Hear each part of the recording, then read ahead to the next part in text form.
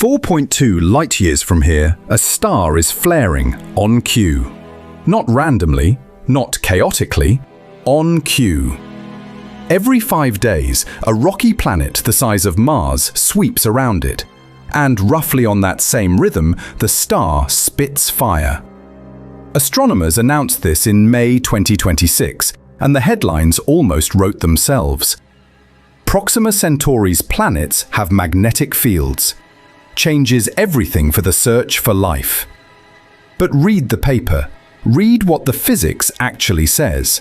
That field was not detected because a shield was found. It was detected because the planet is close enough to touch the star back. And the star is answering. If a magnetic field is what makes Earth safe, then what does it mean when a planet's field is the reason a star keeps firing at it? That is the question buried under the headline. That is the version of the story the press releases quietly walked past.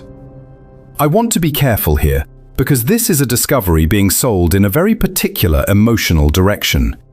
The direction is hope. The nearest star to the Sun, a rocky planet in the habitable zone, and now magnetic fields. Wherever you are watching this from, whatever time it is where you are, hold that instinct in your head for a second, because we are about to take it apart, piece by piece. The May 2026 study used high-resolution optical observations to look for star-planet magnetic interaction between Proxima Centauri and its two confirmed planets, Proxima b and Proxima d. They found it. From that interaction, they estimated a polar magnetic field on Proxima d of roughly 16 Gauss. Earth's field is about half a Gauss at the surface, so the number sounds triumphant, 30 times stronger. A rocky world with a shield. The problem is that field strength alone does not tell you what a magnetic field is actually doing. And the way this one was measured tells you almost everything you need to know. They did not photograph a magnetosphere. They did not resolve field lines wrapped around the planet. They inferred a field by watching how often Proxima Centauri flared while Proxima d passed through its magnetic environment. The flares are phase-locked to the planet's 5-day orbit. That is not a small detail, that is the finding. The planet is disturbing the star, and the star is responding. 16 Gauss is the minimum planetary field required to explain that disturbance. On Earth, our field does not make the Sun flare. Nothing about our existence tugs on solar activity. Proxima d's field does. The field the press releases described as protection is really the fingerprint of how tightly the two are wired together. It is not a fortress, it is a wire. And Proxima found a way to touch its own planets.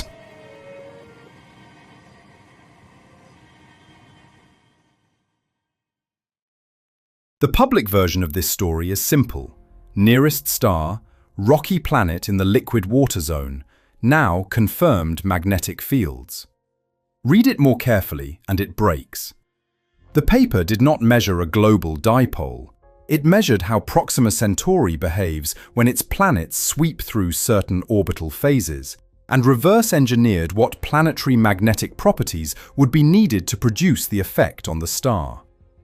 Earth's field is measured from inside Earth's field.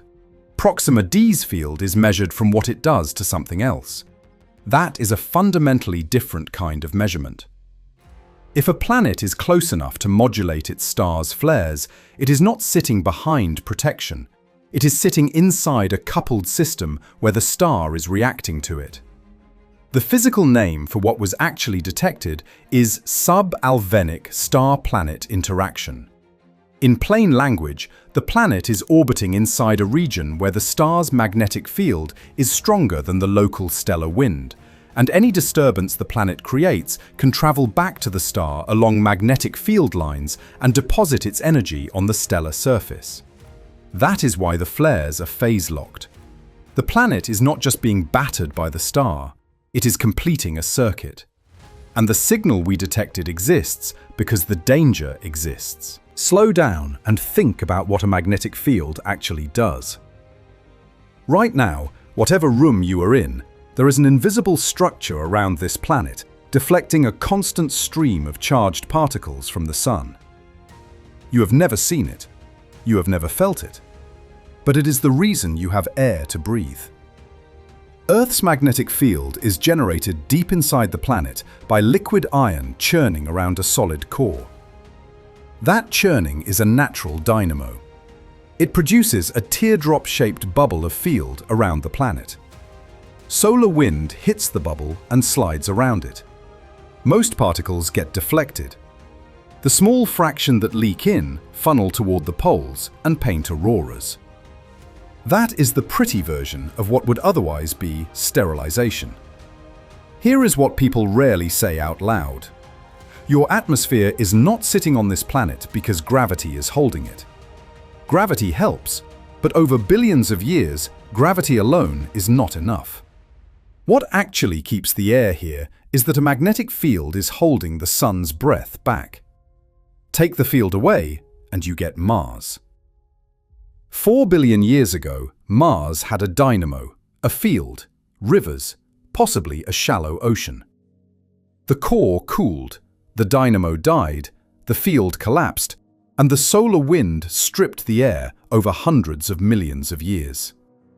What is left today is a thin, cold, mostly carbon dioxide veneer that would boil the water in your body if you stepped outside without a suit. That is what happens when the shield goes down. So a magnetic field is generally good news. But Gauss numbers by themselves are not the answer. What matters is field strength versus what the field has to survive. Earth's half Gauss works because the sun sits 150 million kilometers away and is relatively quiet. Move Earth closer or make the star more violent, and the same field is not enough. The May 2026 paper watched Proxima Centauri over an extended campaign. The star rotates about every 85 days. It spends around 5% of any observation actively flaring. The sun's flare duty cycle on human timescales is essentially nothing by comparison. And the timing of a large number of Proxima's flares matched the orbital phase of the innermost planet. Proxima d orbits every 5.1 days. The flares kept lining up with that rhythm. That is not coincidence.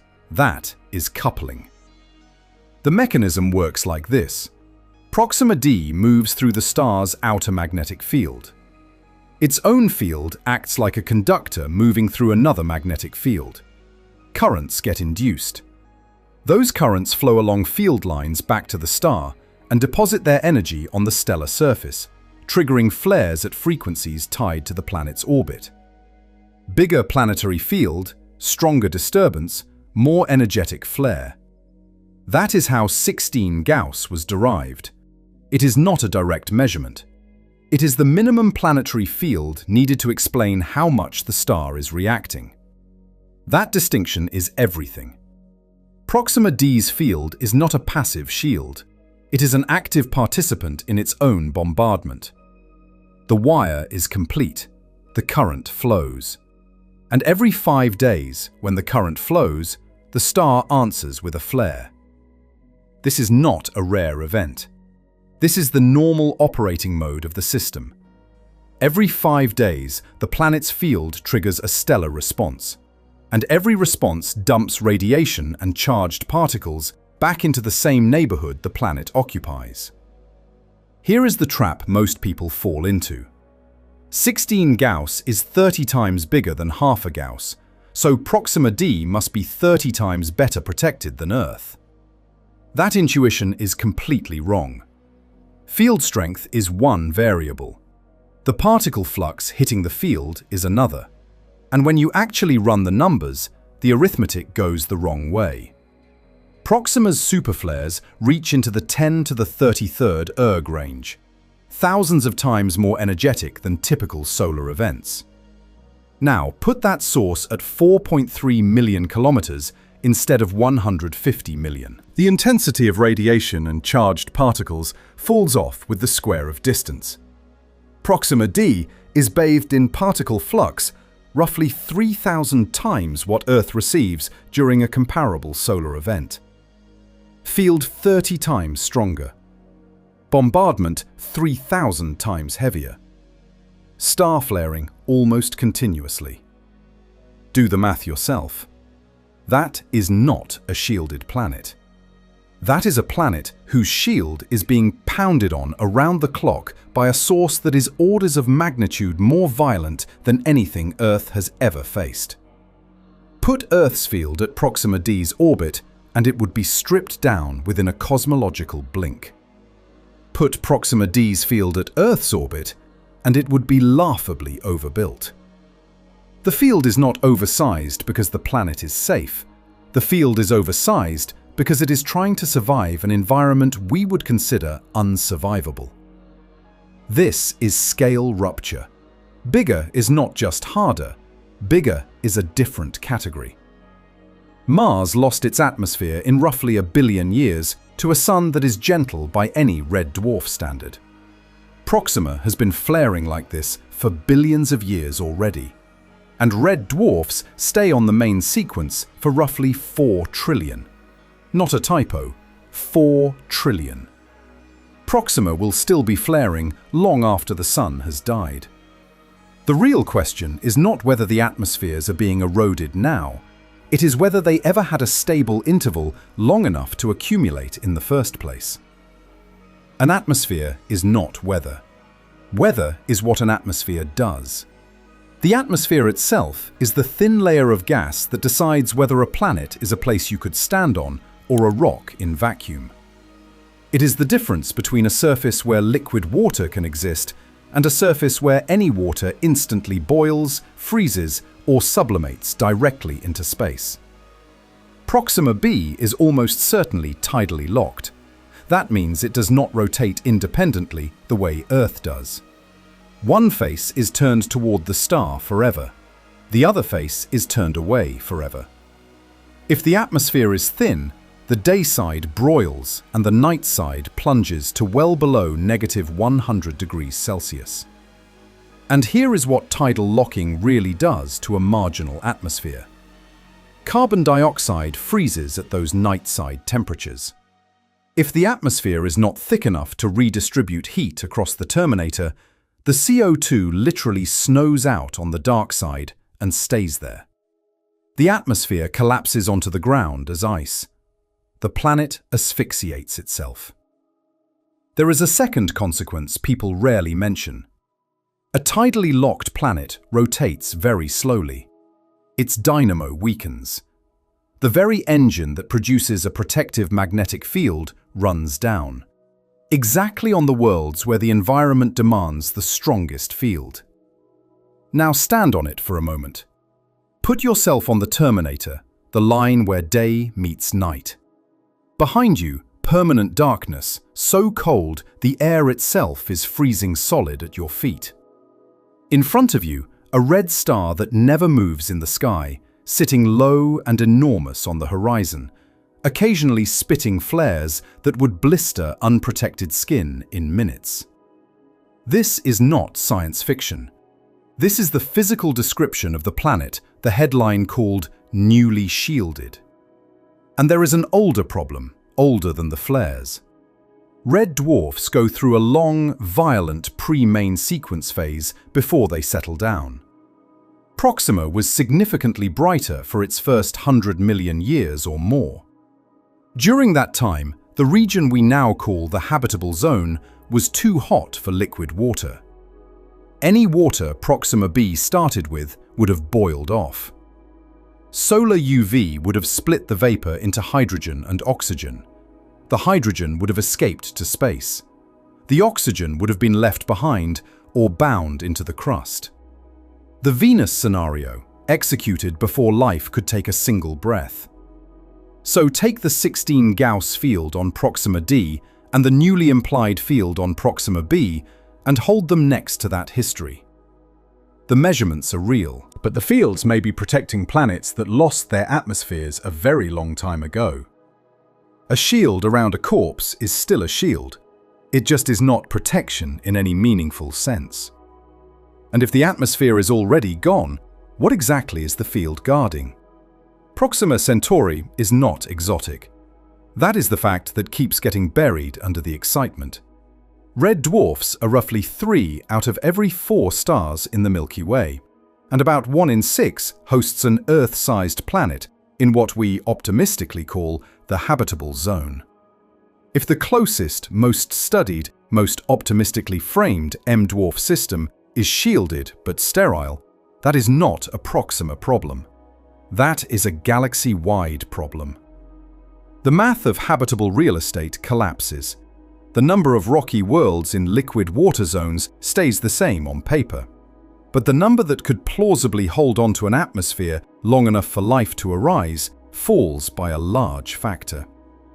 This is a mission design problem right now. Every major next-generation habitability search leans hard on M-dwarfs because the planets are easier to detect. The Habitable Worlds Observatory, the European Life Concept, direct imaging with the extremely large telescope, atmospheric characterization already underway with JWST. Smaller star, closer orbit, deeper transit, stronger signal. Every advantage of the observation is a warning about the environment. If the entire class is compromised by close orbit flare erosion, then the sample the community has been optimizing for is the wrong sample. Now think about Kepler. Kepler was celebrated as one of the great triumphs of exoplanet science. It found thousands of planets. It found hundreds in habitable zones. That is a real accomplishment. But what Kepler did not measure, what it could not measure, was whether any of those habitable zones stayed habitable long enough to matter. It counted candidates. It did not audit environments. Every year since, the environmental picture has gotten harder, not easier. The stellar activity data keeps trending in the same direction. The atmospheric erosion models keep pointing the same way. The JWST observations of specific M-dwarf planets keep coming back thinner than hoped. This is the human consequence of the discovery pattern. The search for life is not being slowed down by distance. It is being slowed down by the fact that the closest and most numerous candidates are also the most exposed.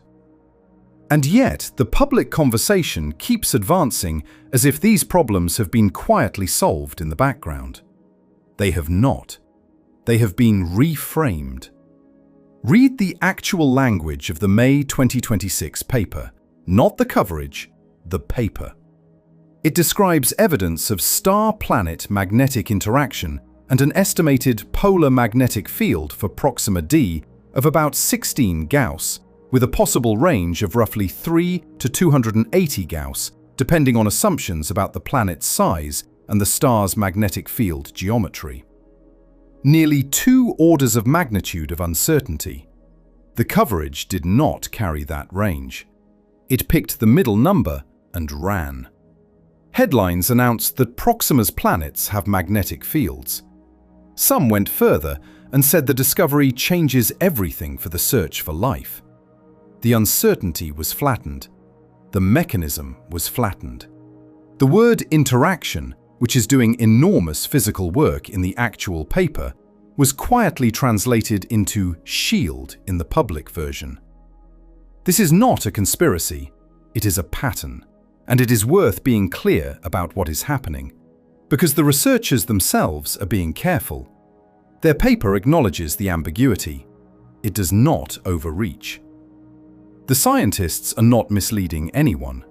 The problem is what happens after the paper leaves their hands.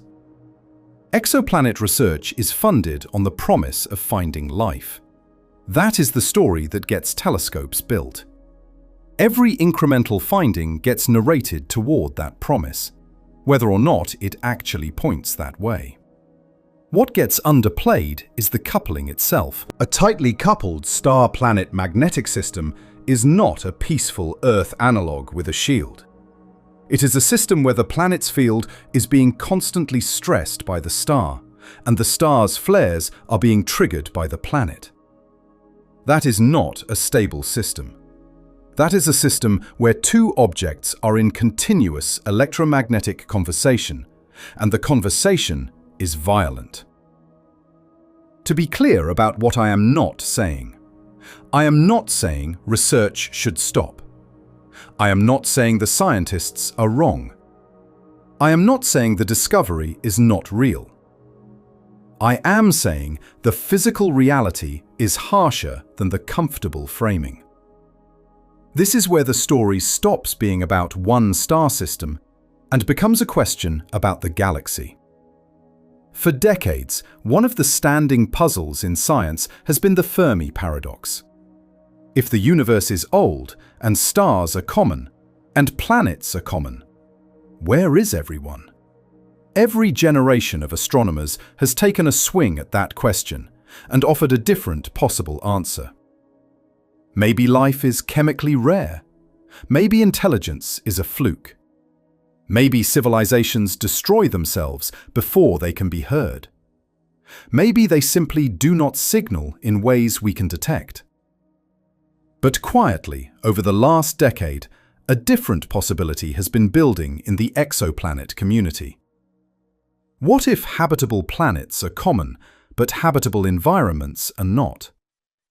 What if the galaxy is full of rocky worlds in liquid water zones, and almost all of them are being corroded by their own stars, before biology has a chance to gain a foothold? Proxima is not proof of that theory. It is a data point. But it is the data point sitting closest to us, and it keeps pointing in the same direction.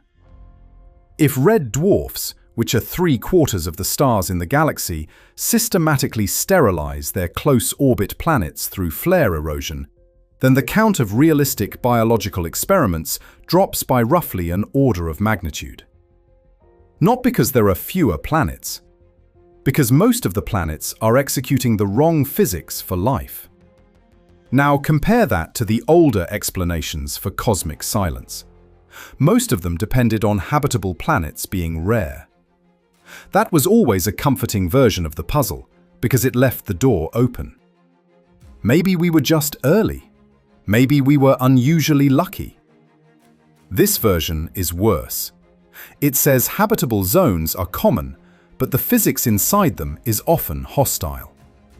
It moves the constraint from chance to structure, and structural filters are harder to argue our way out of. To stay honest about what I am and am not claiming, I am not saying life is impossible on Proxima's planets. I am not saying M-dwarf systems are all dead. I am not saying we should stop looking. I am saying that the evidence keeps quietly pointing one direction and the framing keeps quietly pointing another. And at some point, the gap becomes the story. The closest star to the Sun is telling us something about the galaxy, and the message is not the one the headline delivered. Which brings us back to the beginning. The May 2026 finding is real. The magnetic fields exist. The measurement is a genuine first for a terrestrial exoplanet, and the science that produced it is careful, honest, and important. And every one of those facts, read in order, makes the situation harder, not easier. What was detected is not a shield around a habitable world. It is a coupling between a planet and the star that is eroding it. The strength of the field is the fingerprint of the danger, not its rebuttal. The flares phase-locked to Proxima D's orbit are not a discovery of protection. They are the closest star to the Sun, showing us in real time that a rocky planet in a so-called habitable zone can be magnetically tethered to its own bombardment. Every 5 days, the circuit closes. Every 5 days, the star answers. That is what we are actually looking at. There is narrow hope, and it is honest. JWST and the next generation of instruments will eventually settle whether Proxima b has any atmosphere at all. If it does, the theoretical picture is incomplete in the planet's favor. If it does not, the closest exoplanets to Earth are dead worlds with shields around them. The headline said this discovery changes everything. It did, just not in the direction the audience was invited to feel. A magnetic field is not automatically protection. Sometimes it is the wire, and Proxima Centauri just showed us what that looks like.